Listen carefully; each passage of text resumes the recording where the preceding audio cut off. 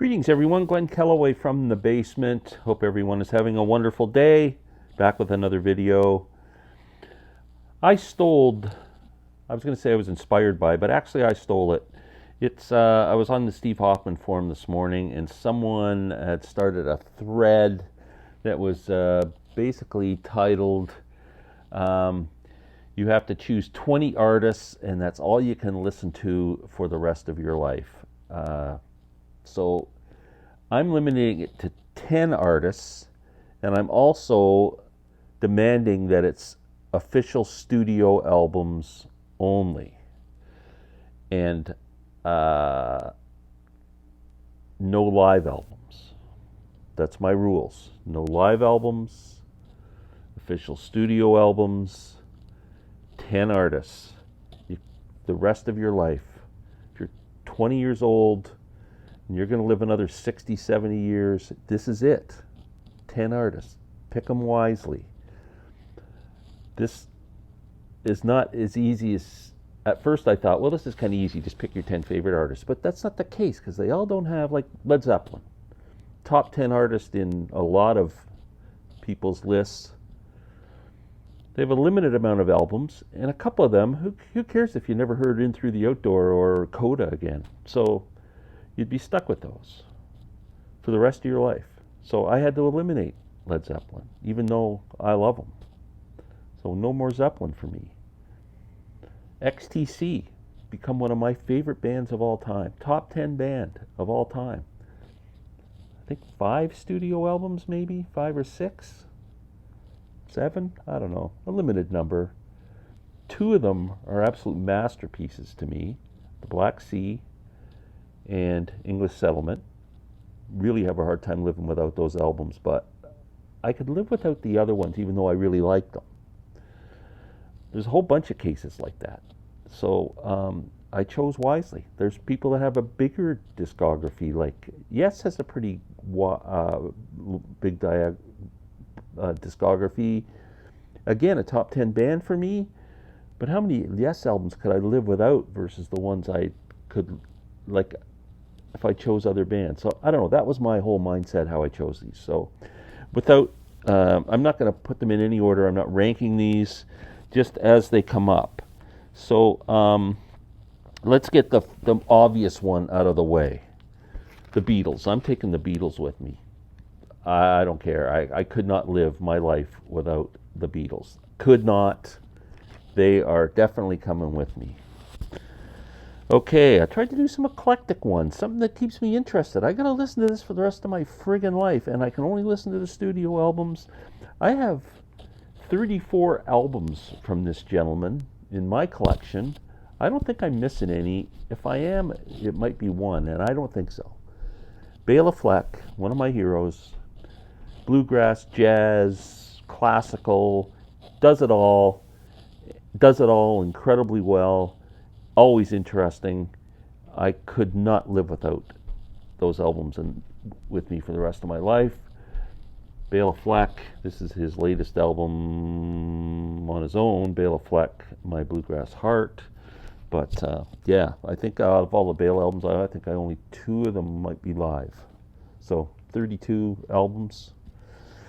Who's next in the pile? Rolling Stones. I'm taking the Stones.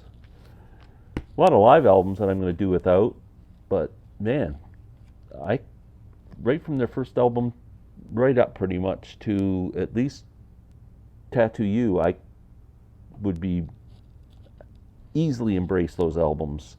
Anything after that, they'll probably just sit and collect the dust, although if I get bored 20 years from now listening to everything, I might check them out. David Bowie. I'm taking Bowie. I don't know how many studio albums Bowie has, but I like 99% of them, and so Bowie's coming with me. Oh, who else? Tom Waits. I added up my Tom Waits albums. I have 13 Tom Waits albums in my collection, and one of them is a live album, I think. 2 of them, Nighthawks at the Diner and Big Time, is it? 2, I think. So I got like 11, 12 Tom Waits albums. Big news today. They are reissuing all of the Tom Waits Island label albums starting in September. That means Bone Machine will finally be available on vinyl, one of my grail items. I can hardly wait. Miles Davis, I gotta have some jazz. Miles, how many albums does Miles have out, studio albums? I don't even know, but I own like quite a few of them. I probably got a dozen, and Miles is definitely coming with me. That'd be awesome. Look at all the people you can't listen to. Jimi Hendrix. I'll never hear Jimi Hendrix again. He's only got 3 albums. The Police, who I've really fallen in love with over the past few months. 5 albums. I couldn't do it. The Band. Oh, man. Caravan. Another band I've fallen in love with. Oh, man. John Prine. Look at all the great artists I will never listen to again. Ry Cooder, my favorite guitar player. I could not live without Ry, and his albums are always interesting, eclectic, well recorded, great musicianship, and I couldn't live without my Ry Cooder studio albums. I've got 3 more to go. Of course, Mr. D. Right after the Beatles, this was my second choice. I think 43 studio albums, and maybe 3 of them might be live or something, around 40. So Mr. D's coming with me. Here's kind of one from left field, but I own like 12 of his albums. Big fan of this singer-songwriter, Steve Earle. Again, all his albums are great, and this album's fantastic. Washington Square Serenade, my favorite Steve Earle album. You got to have a tinge of that, outlaw country going on. Oh, last but not least, Mr. Zappa. He was probably my 3rd choice after Bob and the Beatles. Frank probably has, I forget the count now, 65, somewhere between 65 and 72 official released albums. How many of those are live at the Roxy? Maybe count half a dozen. So you're looking at least 60. I would say you're looking at pretty close to 60 records there that you'll be able to take with you in your travels. Man, I'm just thinking that I'll never hear the Byrds again. Arthur Brown. Man, Tedeschi Trucks, who I'm going to see tomorrow night at the Budweiser stage in Toronto. Man, this is hard.